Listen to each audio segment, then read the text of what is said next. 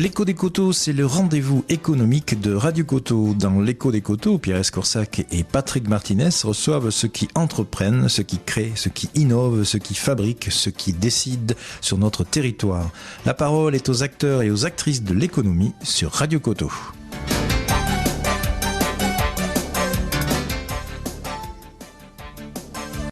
Je pense qu'on a eu un petit problème technique. Est-ce que vous m'entendez, monsieur Attia ? Maintenant, oui. Bon, très bien. Alors, je reprends mon introduction.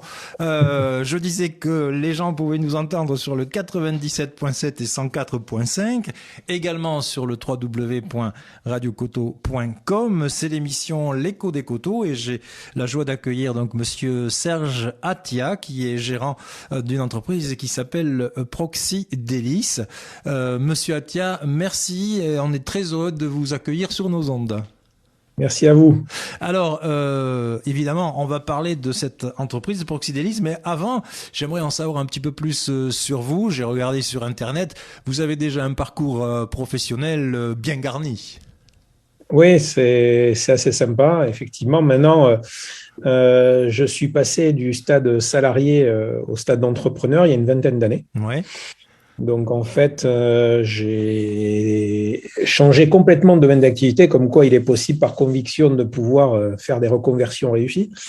Puisque, en fait, j'ai mes 11 premières années de salarié, j'étais dans une entreprise américaine spécialisée dans l'analyse financière, donc et l'audit financier des entreprises. Et en fait, à la naissance de ma fille, le 28 septembre 2000, je me suis dit quel est le sens de ma vie, mais aussi on est en pleine crise de la vache folle.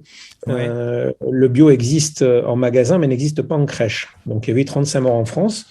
Et tout simplement, on n'avait pas, ma femme et moi, confiance dans la nourriture qu'on avait donnée à notre fille à la crèche. J'ai créé là de zéro, avec une connaissance zéro, juste une conviction de parents et un besoin de parents. La première entreprise en France à faire que du bio au départ et que pour les crèches. C'est un démarrage familial, quoi, une prise de conscience familiale qui vous a amené à partir vers cette voie-là, alors. C'est ça, parce qu'en fait, très souvent, tant qu'on n'a pas d'enfant, on reçoit de ses parents. Et puis, quand on a un enfant, on se dit qu'il va falloir donner et transmettre. Et donc, il est important, souvent, quand on a un premier enfant, de se poser les bonnes questions et de se dire qu'est-ce qu'on va transmettre et quelles sont les valeurs qu'on va transmettre et qu'est-ce qu'on a envie de donner à notre enfant. Alors, au démarrage de cette entreprise de Proxy Délices, vous êtes seul ou vous avez déjà, vous êtes entouré de personnes qui sont peut-être déjà du métier ? Alors, pas du tout. J'étais tout seul, donc vraiment avec connaissance zéro du domaine, puisque arrivé du domaine de la finance, aller dans le domaine de l'agroalimentaire, voilà. C'est bien pour gérer, de connaître la voilà. finance. C'est pas mal pour gérer, mais comme je conseillais des grandes entreprises de plus de 500 millions d'euros et que je me suis retrouvé à démarrer de zéro une entreprise, généralement, quand on parle de l'argent des autres, c'est facile. Mais quand on doit sortir son propre chéquier, c'est à la fin du mois, quand on a recruté beaucoup de personnes, qu'on se dit maintenant, il va falloir faire les chèques. Et là, voilà, c'est généralement, le business plan, on le revoit très vite. Donc, ça calme un peu. Donc, c'est quelque chose qui s'est mis en place au fur et à mesure, c'est ça, par étape. En fait, j'ai fait un business plan dès le départ d'engager une vingtaine de personnes. Bon, oui. Je me suis très vite calmé. J'ai engagé 5 personnes. Et puis après, petit à petit, on est passé de 5 à 6, puis 7, puis 10, puis voilà. Et on est monté. Mais on va dire que le temps que j'avais imaginé pour créer la société était plus long que prévu. Sachant qu'on revient dans les années 2000. Dans les années 2000, le bio en restauration collective, ça n'existait pas. Oui. Et donc, ça n'existait même pas dans les politiques structurelles. Pas du tout. Zéro. Vraiment, j'étais un ovni. Personne n'aurait mis un euro sur l'entreprise. Donc, à l'époque, si vous voulez, personne n'en parlait. Et d'ailleurs, en termes de placement économique et de prix, on vendait des repas complets à 7-8 euros, alors que leur budget était de 1 ou 2 euros, si vous voulez. Donc, on était complètement déconnectés. Voilà. Et puis, bon, le fait est que les choses ont avancé, que la production française s'est structurée en produits bio et que, au fur et à mesure de la structuration, on a eu de plus en plus de disponibilité de produits, que les prix ont baissé. Et que de ce fait, on est arrivé à aujourd'hui à un prix moyen de repas bio ou repas local, parce qu'on fait depuis 2013 les deux, Ouais. le bio et le local. Si vous voulez, on est à un prix moyen de 2 euros aujourd'hui. Et au Donc, départ, c'était combien? 7 euros, vous avez dit? entre 7 et 8 euros. Ah ouais. Mais Donc, il y a 20 ans. autant la production que la consommation, ça a augmenté en fait. Alors, effectivement, ce qu'il est important, c'est pas uniquement d'avoir un appel d'air de la consommation. Il faut aussi que les surfaces agricoles utiles soient plus importantes. Il faut aussi que l'élevage soit plus important. Il faut qu'il y ait des démarches filières qui se structurent et qui permettent tout simplement de pouvoir trouver aussi des débouchés aux agriculteurs, aux éleveurs. Oui. Parce que si on prend l'exemple d'élevage, si, par exemple, on vend, nous, en restauration collective, que les parties avant, par exemple, d'un bovin, les parties arrière, c'est trop cher. Donc, il faut trouver obligatoirement des débouchés pour l'ensemble de la bête. Et des débouchés pour les parties arrière qui vont aller vers des fois des bouchers, qui vont aller vers des supermarchés ou des magasins bio. Donc, dans tous les cas, il faut un équilibre, ce qu'on appelle une vente à l'équilibre. Une diversification des destinataires, en fait, des consommateurs, oui, des professionnels. Vous avez créé cette entreprise en 2013, je crois, c'est ça? Non. Alors, j'avais créé la première entreprise en 1er janvier 2001. Qui s'appelait? Biofinesse. D'accord, Biofinesse, oui, je l'avais noté, oui. Voilà, et qui était spécialisé uniquement en produits bio, que pour la restauration collective. Et donc, j'ai revendu mon entreprise en 2008 au groupe Pomona, qui est un grand groupe, donc, qui est le groupe leader dans la restauration collective. Et voilà, nous avons cohabité pendant 4 ans. Maintenant, un petit entrepreneur provincial dans un grand groupe, voilà, c'est pas toujours évident de trouver sa place. De continuer à expérimenter, à entreprendre, ce qui est mon moteur aujourd'hui, d'essayer des choses. Quand j'ai des collaborateurs qui veulent essayer des choses, c'est facile de leur dire vas-y, essaye, on verra bien. Donc, quand vous avez un petit hors-bord, vous pouvez le faire tourner à droite ou à gauche, mais quand vous avez un grand paquebot, c'est plus compliqué. Et en tous les cas, le groupe Pomona est une très belle entreprise. Mais voilà, moi, en tant que petit entrepreneur dans un groupe important, j'ai moins trouvé ma place au bout de 4 ans. Oui, j'ai lu sur le communiqué de presse que Proxidélis est le distributeur toulousain de l'alimentaire bio et local qui challenge les multinationales du secteur. Absolument. Ça prouve qu'il faut donner de l'espoir à tous les créateurs d'entreprises, parce qu'on peut vivre à l'ombre des grands groupes. C'est pas parce qu'il y a un grand groupe qui truste une grosse partie du marché. Pomona truste 45% des parts de marché du domaine. Donc, les autres viennent très loin derrière. C'est pas parce qu'il y a des grands groupes, il y a 5 grands groupes en France qui font au moins 1 milliard d'euros de chiffre d'affaires chacun. C'est pas parce que s'il y a uniquement des grands groupes qu'on peut pas créer des entreprises avec une agilité, comme je disais souvent, le petit hors-bord qui tourne à droite ou à gauche, avec une agilité plus importante que les grands groupes. Voilà. Donc aujourd'hui, on est différent et on a des solutions à proposer différentes à nos clients. Maintenant, il en faut pour tout le monde. Le soleil se lève pour tout le monde tous les jours, et en plus, on a la chance aujourd'hui qu'il fasse très très beau. Alors, vous avez un cahier des charges, ou plutôt vous avez une philosophie où on entend parler de bio, de local, de produits de saison. Tout ça est important dans votre fonctionnement. Alors, c'est très important, voire primordial. On va dire que quand j'ai revendu mon entreprise au groupe Pomona en 2008, il y a maintenant presque 14 ans, si vous voulez, on était avec le Grenelle de l'environnement. Le Grenelle de l'environnement a fixé un objectif de 20% de bio à horizon 2012. En 2010, on n'était même pas à 2%. Donc, en fait, l'État a dit produits bio ou produits à faible impact environnemental. Donc, j'ai traduit tout simplement les produits locaux. Les produits locaux, mais en restant sous un aspect signe officiel de qualité, puisque les produits bio sont sous un label signe officiel de qualité. Donc, j'ai dit, c'est pas parce que c'est local que c'est bon. Il est important que même si c'est local, nous puissions conserver un signe officiel de qualité. Ce qui a été le cas, puisque l'avantage du Sud-Ouest, c'est que nous sommes dans la région la plus productrice de signes d'identification de qualité officielle, c'est-à-dire les labels rouges, les AOP, les AOC, les IGP. Maintenant, des démarches filières qui se passent aussi avec Bleu Blanc Cœur. Donc voilà, des démarches structurées, encadrées, contrôlées, dans le cadre effectivement de cahiers des charges qui permettent, par le ministère de l'Agriculture et de la Pêche, donc des cahiers des charges qui permettent de structurer les filières et d'avoir un certain nombre de règles à respecter. Votre action est essentiellement régionale ou vous pouvez déborder sur d'autres régions, par exemple? Alors, on est sur tout le grand sud de la France, ouais. Aussi sur Paris-Île-de-France. Ah oui, quand même, c'est national, quoi, en fait. C'est ça, et on a un dépôt dans Rungis, dans le mine de Rungis, qui est, comme diraient certains, the place to be pour l'agroalimentaire. Faut y être. C'est le poumon alimentaire de Paris. Donc, on a un dépôt là-bas, et en l'occurrence, par rapport aux produits locaux, donc en fait, nous avons essentiellement deux gammes en produits locaux, une gamme qui est Sud-Ouest et une gamme qui est Paris-Île-de-France. Voilà. Donc en fait, la loi sur l'alimentation durable qui a précédé la loi Egalim a donné une notion de local avec 200 km autour du lieu de consommation. D'accord. La loi Egalim est récente, d'ailleurs. La loi Egalim est récente. Alors, on va dire qu'elle a cheminé pendant 4-5 ans. Elle a commencé par la loi sur l'alimentation durable. Et ensuite est devenue la loi Egalim, qui était une loi qui ne concerne pas uniquement la restauration, qui concerne aussi les grandes et moyennes surfaces. Sauf que, concernant les grandes et moyennes surfaces, le pouvoir qu'ont les grands distributeurs est tellement fort qu'il y a quand même quelques difficultés à la mettre en place. On peut préciser la loi Egalim Alors, la loi Egalim, au départ, le fondement de la loi Egalim, c'était vraiment le fondement, c'était pour les éleveurs. En fait, les éleveurs, on s'aperçoit qu'ils vendent leur viande sur des cours mondiaux. Et en fait, ils sont subventionnés par la PAC, la politique agricole commune, parce que leur coût de production est plus élevé que leurs collègues européens, tout simplement.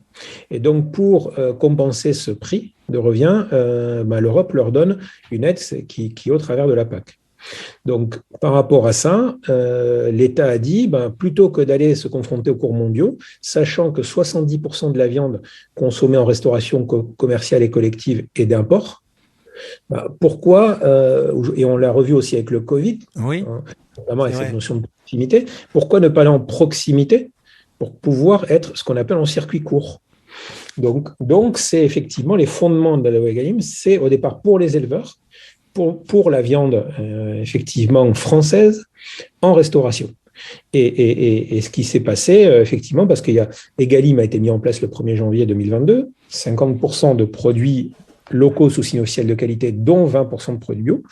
Il y a encore une nouvelle brique qu'avait promis notre cher président, et on n'y croyait pas trop, mais finalement elle est bien arrivée, c'est que à partir la semaine prochaine du 1er mars, il y a une obligation à afficher en restauration l'origine de la viande. Ah oui, et là, aussi, je peux vous dire que ça va changer grandement les choses.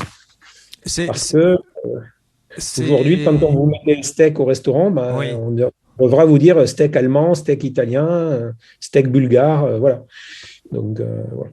Je ne suis pas sûr que le consommateur qui paye une addition des fois un peu importante pour manger de la bonne viande, il a peut-être envie de manger de la viande bulgare, italienne ou autre. On n'a rien contre, mais bon, je pense qu'aujourd'hui, les consommateurs cherchent de la proximité, voir par qui ça a été fait, comment ça a été fait et d'où ça vient. C'est les 3 questions principales.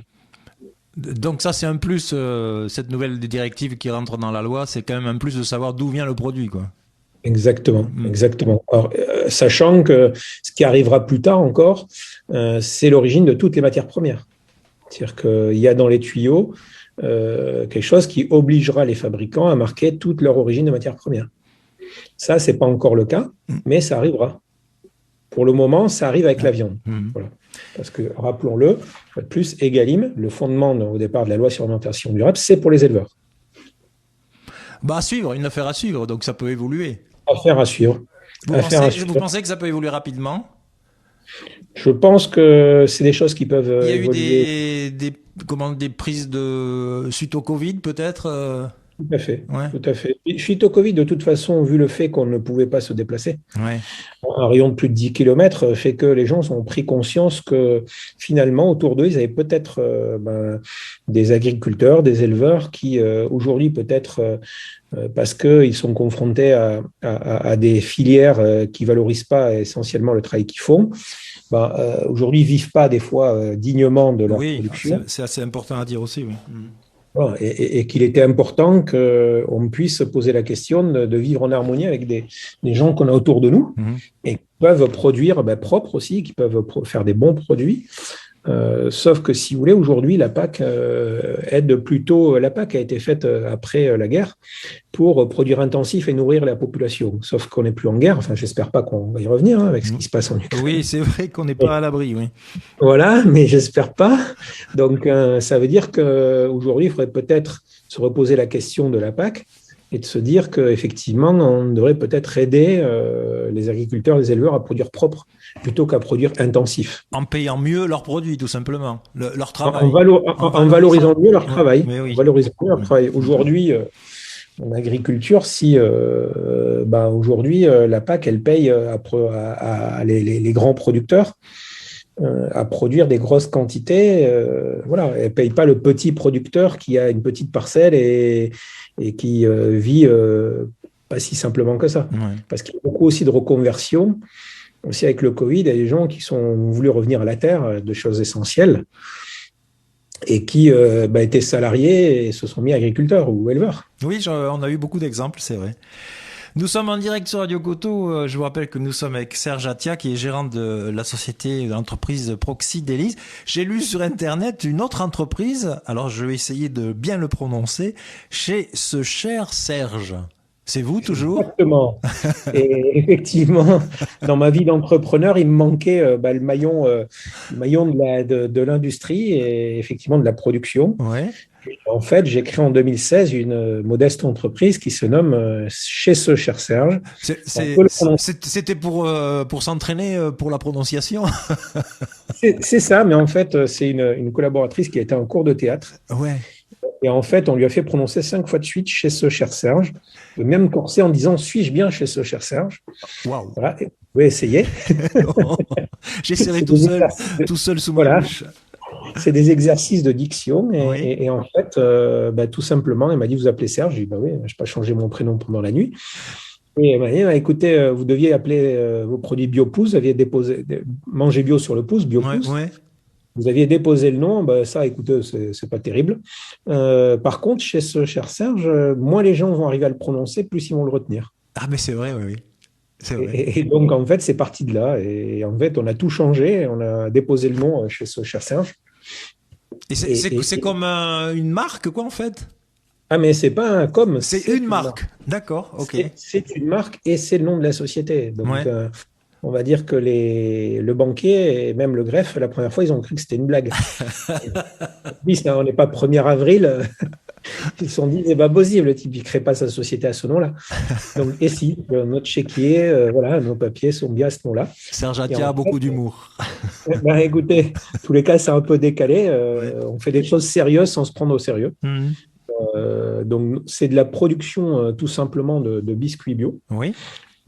Donc, on a une certification 100% bio, mais on a aussi une certification Sud de France, parce que plus de 50% de nos ingrédients viennent de la proximité, donc en l'occurrence d'Occitanie. Voilà. Donc, on a label bio, label Sud de France. On est très ce qu'on appelle RSE. Donc, dans la RSE, c'est premièrement une dimension environnementale, puisque vous avez une proximité de la provenance des ingrédients. Deuxièmement, on a une dimension sociétale, puisqu'on crée de l'emploi indirect auprès de nos agriculteurs, partenaires, qui produisent notamment le blé. Et on a une dimension sociale, puisque, en l'occurrence, nous employons des travailleurs handicapés dans l'usine. D'accord. Donc, c'est une entreprise adaptée et nous travaillons avec une association qui est dans l'Aveyron et qui a le plaisir de faire de l'insertion sociale de travailleurs handicapés en zone rurale. Et grâce à eux, ils nous mettent à disposition des collaborateurs travailleurs handicapés pour pouvoir produire nos biscuits. C'est magnifique. Voilà. L'économie sociale et solidaire. Économie sociale, solidaire, circulaire, de proximité, mais oui. bio. Voilà. Vous cochez toutes les cases, monsieur Attia. Écoutez, à force de dire aux gens qu'il faut faire des choses, il faut les faire soi-même. Parce qu'on ne peut pas toujours dire aux gens qu'il faut faire des choses. À un moment, il faut aussi, comme on dit, tremper la chemise.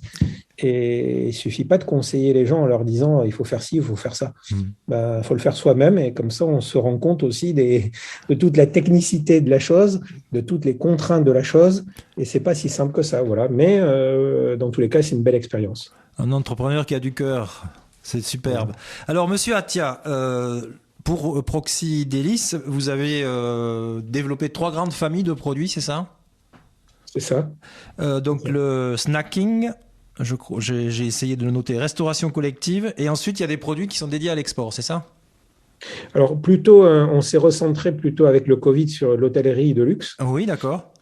Aujourd'hui, pourquoi l'hôtellerie de luxe? Parce que tout simplement, un hôtel à plus de 4 étoiles est obligé d'avoir un buffet bio en petit déjeuner tous les jours. Mhm. Donc, on s'est recentré plutôt vers ce domaine-là. Mais on a aussi effectivement, pareil par rapport au Covid, des produits de snacking à emporter. Oui. Consommation rapide parce que les modes de consommation ont changé, notamment avec le télétravail, un certain nombre de changements d'organisation, notamment en restauration d'entreprise. Et on a ce qu'on appelle la gamme restauration collective, qui est notre cœur de métier, avec 3 domaines dans la restauration collective, le scolaire, le médical et l'entreprise. Alors pour l'une ou l'autre, que ce soit pour le scolaire, vous passez des contrats avec des collectivités, comment ça fonctionne en fait? Alors, on a 2 types de fonctionnement. Soit on est en ce qu'on appelle appel d'offres. Donc, ici, on appelle d'offres, on est retenu, on a un contrat. Et là, on doit fournir un certain nombre de denrées à des prix donnés. Mhm. Donc, deuxième fonctionnement, la loi, avec le Covid aussi, la loi a été assouplie pour faire ce qu'on appelle du hors-marché. Et tout simplement, on peut aller jusqu'à 100 000 euros pour faire du hors-marché. Ça a été fait pour relancer les PME suite au Covid. Parce que nous, qui travaillons beaucoup avec la restauration collective, en 2020, on a perdu 35% de notre chiffre d'affaires. Ah oui, évidemment.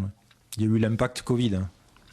Un très gros impact. Oui. Un très gros impact. Et heureusement, voilà, on a résisté de pas très loin. On est passé sur le fil du funambule. On espère aujourd'hui que les jours seront meilleurs, sachant quand même qu'en janvier et février, il y avait quand même 20 000 classes fermées. Oui, aussi, oui. Donc, oui. Voilà. Donc là encore, la dernière actualité fait que janvier, on n'avait pas trop mal démarré, et puis hop, on va dire l'actualité nous a rattrapés. Est-ce que le quoi qu'il en coûte vous a aidé? Le quoi qu'il en coûte nous a un peu aidé, Oui, un peu. pas autant qu'aux restaurateurs. Oui. Parce que nous, on ne recevait pas de la clientèle. Mais par contre, on fournissait, c'est ce qu'on appelle S1 bis, on fournissait des produits à la restauration collective. Donc, d'ailleurs, il a fallu se battre, nos syndicats se sont battus pour être reconnus dans les mesures qui étaient prises pour les restaurateurs. Parce que nous, à un moment, clairement, s'il n'y avait pas eu un peu de soutien, on serait passé l'arme à gauche. Parce que vous êtes étroitement lié avec les restaurateurs, de toute façon. C'est Exactement. des activités qui sont cousines, on pourrait dire. Oui, mais l'État a mis quand même quelques mois à réagir. Ouais. C'est-à-dire qu'en fait, les premiers mois, il faut savoir que notre aide était de 1 500 euros par mois pour une chute de chiffre d'affaires supérieure à 50%. Donc, 1 500 euros, qu'est-ce que vous faites avec 1 500 euros? Je ne sais pas ce qu'on fait. Dans tous les cas, je ne fais pas grand-chose. Une société, même une PME d'une dizaine, quinzaine de personnes avec 1 500 euros, on fait quoi? Voilà. Donc, quand on perd plus de 50% de son chiffre d'affaires, on perd largement plus que 1 500 euros. Il y a eu des moments d'angoisse, Il y a eu beaucoup de moments d'angoisse, de doute, soyons clairs. Voilà, on s'est soutenu, on va dire, avec les collaborateurs. Et parce que c'est une entreprise qui reste à taille humaine, alors justement, c'est peut-être à la force aussi, peut-être? Exactement. Donc, il faut savoir qu'on recrute aussi des collaborateurs sur des questions d'engagement. Oui.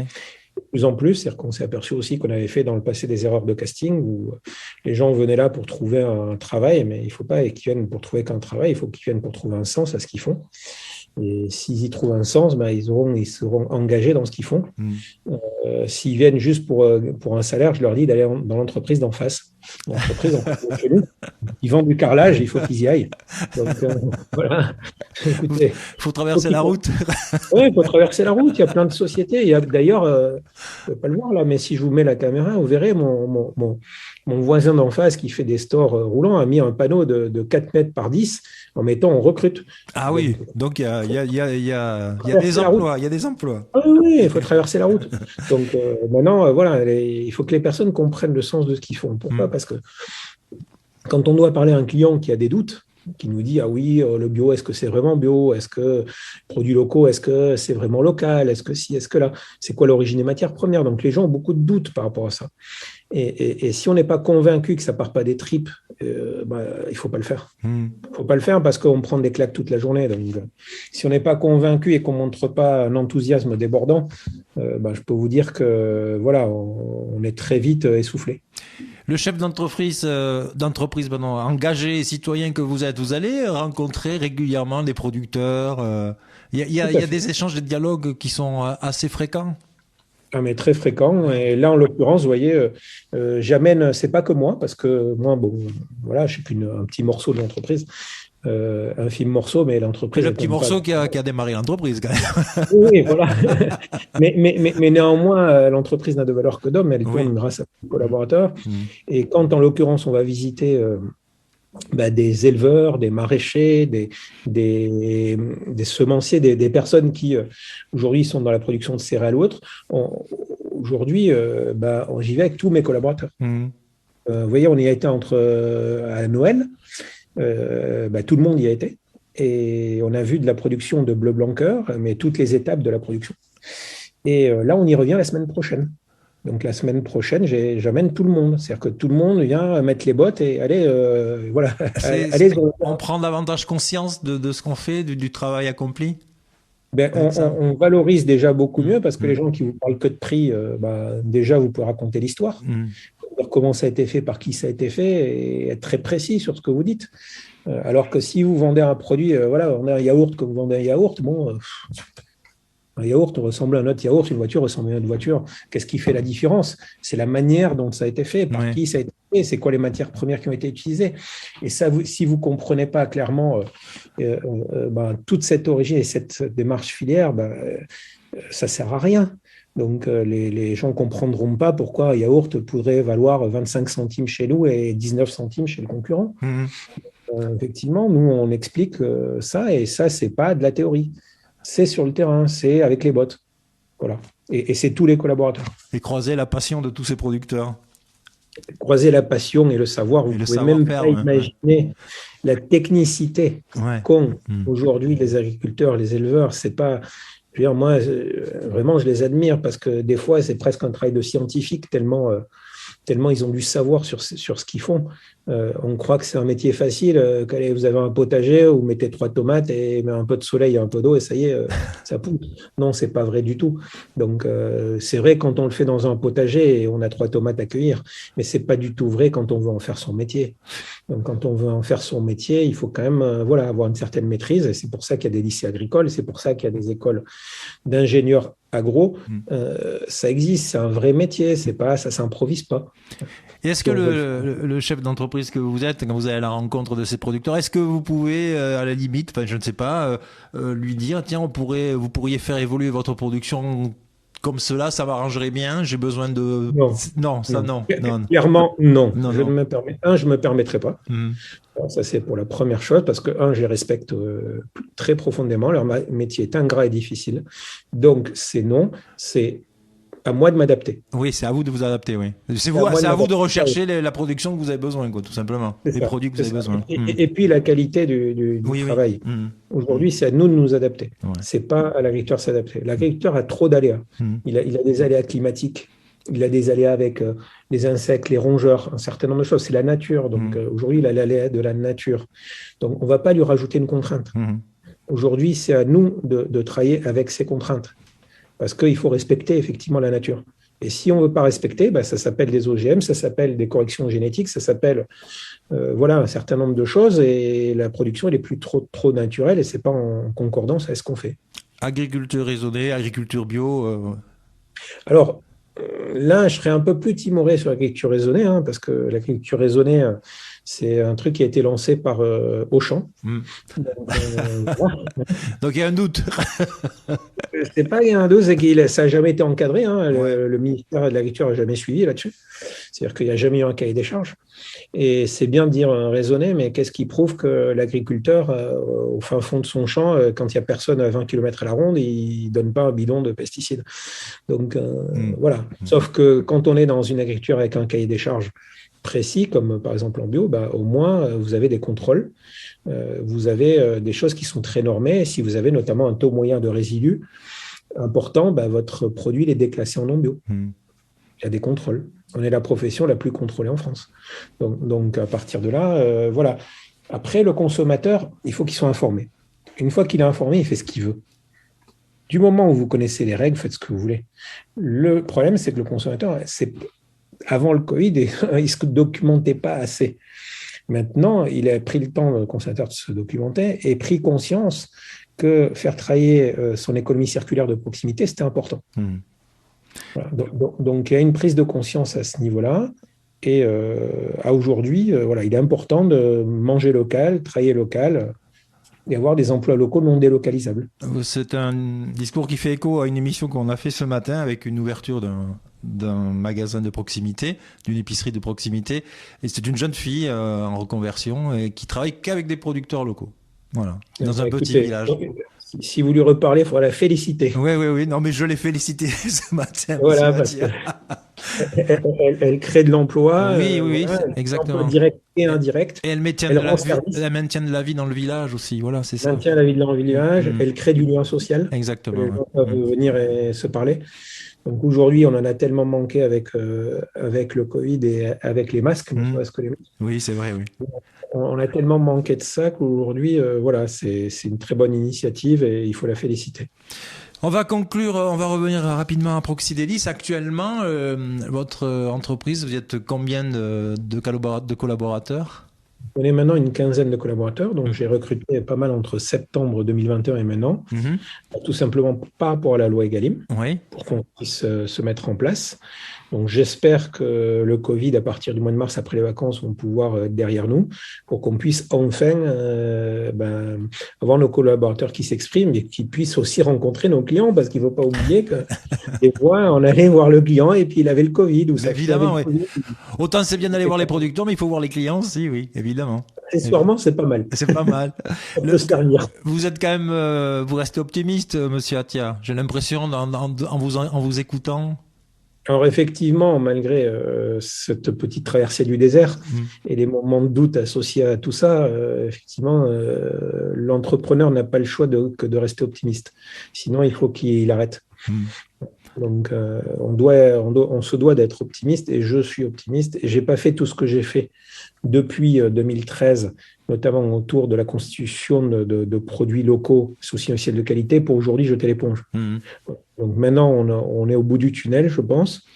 Si ça se calme avec le Covid, je pense qu'on pourra continuer à développer l'entreprise, à recruter des personnes, parce que la finalité, c'est aussi de créer de l'emploi. Donc, on pourra recruter des personnes et que ces personnes puissent s'épanouir dans l'entreprise et montrer leur engagement au quotidien. Et pour la deuxième entreprise, chez ce cher Serge, c'est la même équipe ou c'est une autre équipe en fait ? C'est une autre équipe. C'est une autre équipe parce que, si vous voulez… C'est tout à fait indépendant en fait. C'est ça, c'est deux entreprises. Alors, on est dans les mêmes locaux à Toulouse au niveau du siège social. Par contre, au niveau des entrepôts de la production, c'est pas les mêmes locaux. Donc, mais on a des équipes qui discutent ensemble tous les jours, qui mangent ensemble. Vous êtes pour l'échange, hein, on est totalement pour l'échange, mais qui ont des marchés différents. Voilà. Donc, c'est pas les mêmes marchés. Côté chez Chersin, chez Magasin Bio, épicerie fine, jardinerie, de luxe. Voilà, on est dans des marchés un peu différents. Et c'est pour ça qu'ils n'ont pas les mêmes clients. Et nous, on doit une fois de plus s'adapter à nos clients. Alors, il y a peut-être des gens qui sont en train de nous écouter, qui travaillent dans une collectivité. Je ne sais pas. Hein. Comment on peut vous contacter le plus simplement possible ? C'est sur Internet ? Écoutez, site Internet www.proxilis.fr ou www.chez-ce-cher-serge.fr. Moi, j'évite de le dire. Voilà. Bon, vous inquiétez pas, de temps en temps, on cafouille un peu. Ça fait beaucoup rire nos clients parce qu'ils se disent que si même nous, on arrive à cafouiller, c'est sûr qu'eux, ils vont pas y arriver. Donc voilà, écoutez, dans tous les cas, ça fait bien sourire les clients et nous aussi. Et ce qui prouve qu'on peut très bien se faire plaisir et en même temps faire plaisir. Vous avez des retours de tel ou tel parents qui ont leurs enfants dans des écoles, dans des collèges, dans des lycées. Est-ce que ça vous intéresse de savoir ce que pensent les gens ? Ça nous intéresse au premier chef, puisque je rappelle que nous avons, donc depuis septembre dernière, j'ai recruté des commerciaux de terrain, alors qu'avant on était au téléphone. Donc aujourd'hui, on est avec des collaborateurs terrain et qui, en l'occurrence, au bout d'un mois à peu près de fréquence de repas avec nos clients, sont en capacité de faire des animations auprès des enfants. c'est superbe. Nos meilleurs ambassadeurs sont aussi nos collaborateurs. Et ils vont faire une animation le temps du repas. Alors, soit une animation élève, soit une animation avec les parents d'élèves aussi qui peuvent être conviés. Il est très important qu'on ne soit pas uniquement fournisseur de produits bio, produits locaux, qu'on soit aussi qu'on accompagne pédagogiquement les choses. Éduquer, sensibiliser peut-être, c'est ça? Alors, éduquer, sensibiliser, montrer, parce que dans les produits officiels de qualité, vous ne voyez pas comment ça a été fait. Alors que finalement, tout ce qui fait la différence, c'est la manière de le produire qui est plus naturelle. C'est tout. Donc, c'est un mode de production différent aujourd'hui.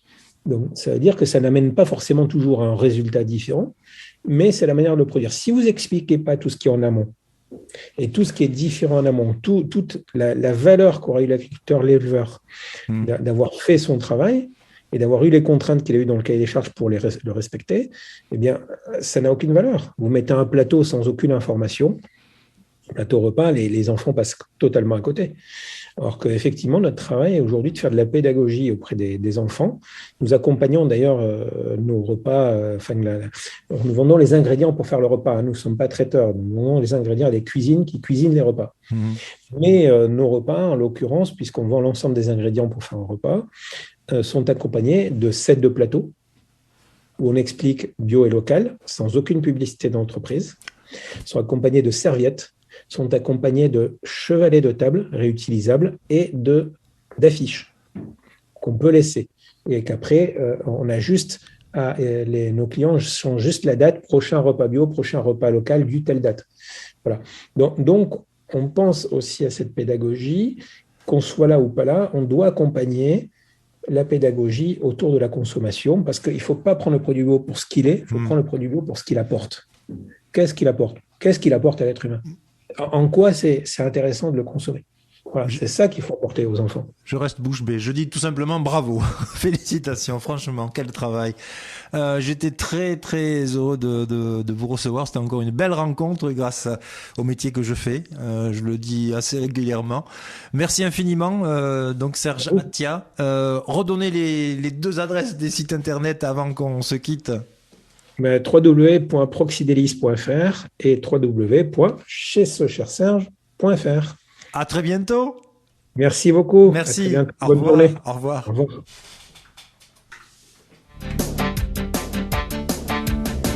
L'écho des coteaux, c'est le rendez-vous économique de Radio Coteau. Dans l'écho des coteaux, Pierre Escorsac et Patrick Martinez reçoivent ceux qui entreprennent, ceux qui créent, ceux qui innovent, ceux qui fabriquent, ceux qui décident sur notre territoire. La parole est aux acteurs et aux actrices de l'économie sur Radio Coteau.